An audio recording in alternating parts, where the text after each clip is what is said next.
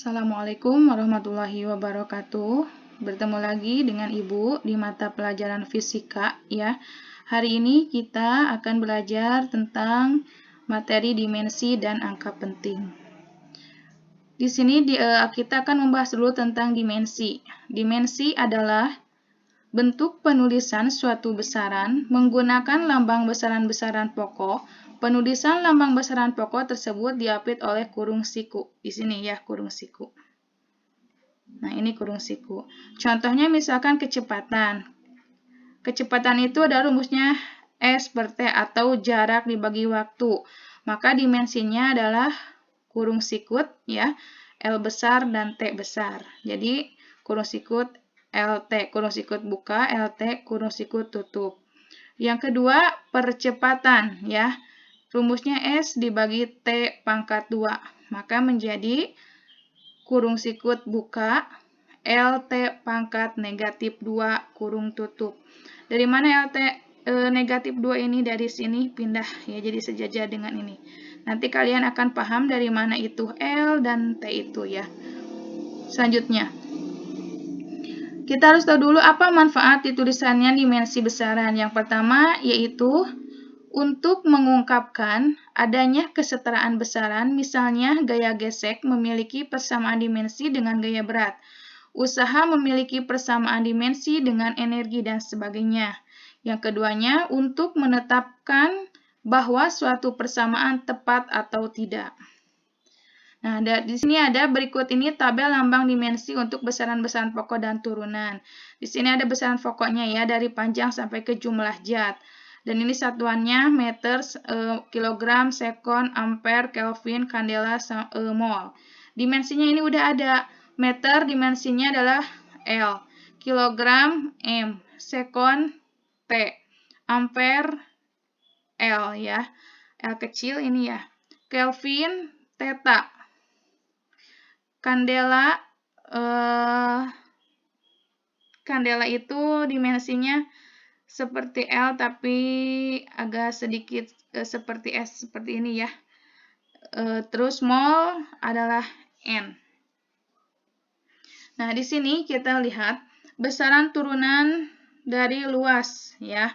Besaran turunan dari luas itu kan lambangnya adalah A besar, satuannya meter persegi atau meter pangkat 2. Maka dimensinya L pangkat 2. Kenapa L? Karena di sini kan satuannya meter. Coba lihat ini meter. Meter dimensinya L. Di sini pangkatnya 2, berarti L-nya pangkat 2. Terus volume ya. Meter pangkat 3 atau meter kubik. Maka di sini L-nya pangkat 3. Kecepatan ya, meter per sekon. Berarti L per ini ya.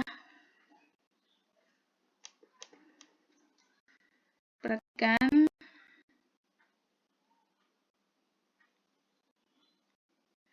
Nah, untuk kecepatan ya, kecepatan dari mana ada LT pangkat negatif 1 dimensinya. Perhatikan untuk yang M ini ya, kan L dimensinya. Kan meter per sekon, maka menjadi L per sekon adalah T ya. T ini pangkat 1 tidak ditulis, kalau disetarakan menjadi L T pangkat negatif 1 ya. Nah, itu didapat dari ini ya.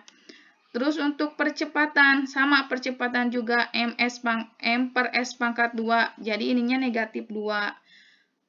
Sama caranya seperti kecepatan. Untuk gaya, N sama dengan kilogram per sekon kuadrat. Nah, kilogram dilihat, kilogram kan M. Di sini M-nya kan L ya, berarti L per S-nya pangkat 2.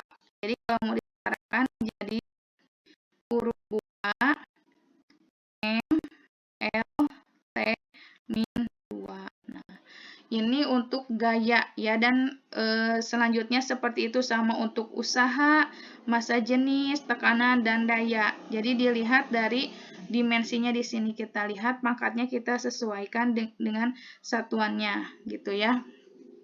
Selanjutnya ke angka penting ya. Angka penting adalah semua angka yang diperoleh dari hasil pengukuran meliputi angka pasti dan angka taksiran. Penulisan angka penting menunjukkan ketelitian suatu hasil pengukuran. Di sini ada aturan angka penting ya.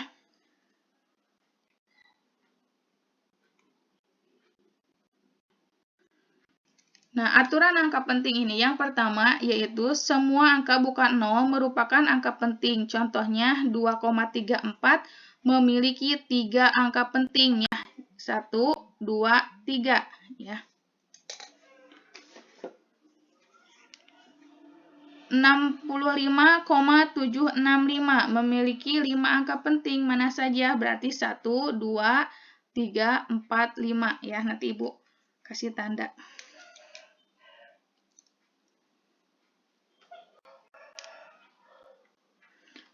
Lihat. Di sini 2,34 memiliki 3 angka penting yaitu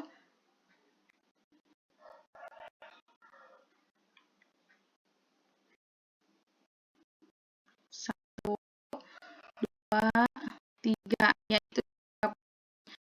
Terus yang 65,765 1, 2, 3, 4, 5 itu 5 angka penting.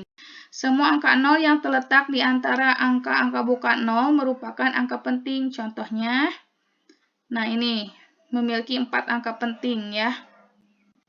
1, 2, 3, 4. Dan 70,6 memiliki 3 angka penting. 1, 2, 3. Karena semua angka 0 yang terletak di antara angka bukan 0 merupakan angka penting. Ini 0-nya di antara bukan 0 ya. 0 terletak di angka 3 dan 9. Ini 0 terletak di angka 7 dan 6. Berarti itu termasuk angka penting si 0 itu. Yang ketiga, angka 0 yang terletak di sebelah kanan angka bukan 0 merupakan angka penting. Contohnya 3000. 3000 memiliki 4 angka penting. 1, 2, 3, 4. 1230 juga sama memiliki 4 angka penting. 1, 2, 3, 4. Nah, angka 0 terletak di sebelah kiri angka bukan 0, baik di kiri maupun di kanan, bukan termasuk angka penting. Contohnya ini, 0,1 memiliki 1 angka penting hanya ini. Ya. Ini hanya 1 angka penting. 0-nya bukan angka penting ya, karena di sini terletak di sebelah kiri angka bukan 0. Terus ini memiliki 1 angka penting sama, cuma 5 aja angka pentingnya 1 ya. Karena ini yang 0 ini bukan angka penting ya, karena terletak di sebelah kiri angka bukan 0. Yang 0,0567 memiliki 3 angka penting, yaitu angka 5, 6, dan 7. 0-nya bukan angka penting. Nah, semua angka sebelum faktor penggali pada notas ilmiah merupakan angka penting. Selanjutnya, operasi penjumlahan dan pengurangan. Ya, tidak ada aturan khusus pada operasi penjumlahan dan pengurangan, hanya saja pembulatan untuk bilangan desimal mengikuti angka taksiran yang paling sedikit. Contohnya ini misalkan 1,23 ditambah 6,5.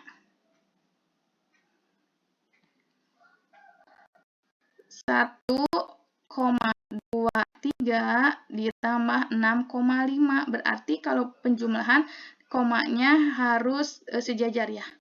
6,5. Jumlahkan. Diturun 3. 2 tambah 5 kan 7. Ini, 1 tambah 6, 7. Hasilnya adalah 7,73 ya. Nah, hasilnya 7,73. Dibulatkan menjadi 7,7. Kenapa? Karena di sini nih ada peraturannya, pembulatan untuk bilangan desimal mengikuti angka taksiran paling sedikit ya.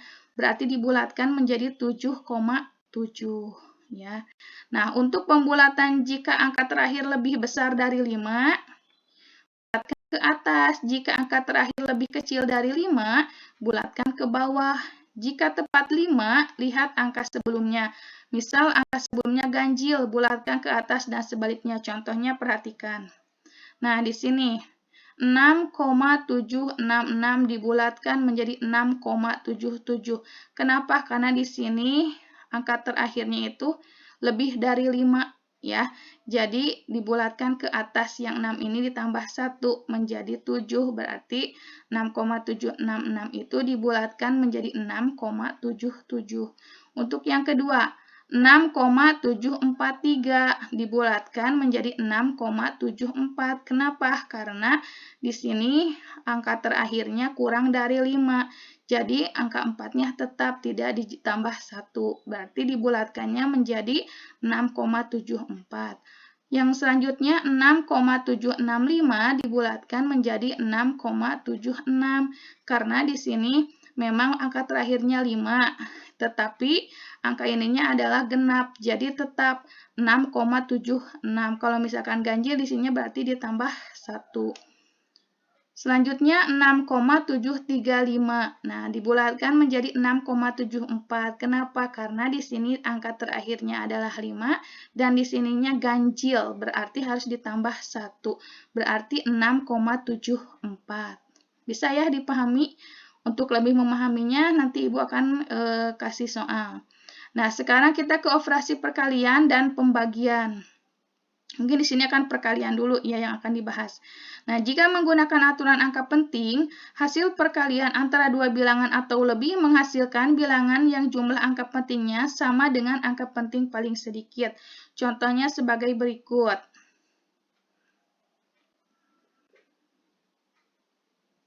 Nah, misalkan kita kalikan untuk perkalian itu bebas ya penyimpanannya. Berarti 2,25 dikali 2,1. Kita simpan di sini nggak apa-apa kalian ya. Kalau misalkan penjumlahan komanya harus sejajar. 1 kali 5, 5. 1 kali 2, 2. 1 kali 2, 2. 2 kali 5, 10. Simpan 1. 2 kali 2, 4 tambah 1, 5. 2 kali 2 adalah 4. Simpan di sini. Kita jumlahkan. 5 turun. 2 tambah 0, 2. 2 tambah 5, 7. 4. Berarti di sini di belakang komanya ada berapa? Ada 1, 2, 3. Berarti di sini kita simpan komanya 4,725 dan dibulatkan menjadi 4,7. Ya, kenapa dibulatkan menjadi 4,7? Nah, dibulatkan menjadi 4,7 di sini ada aturannya.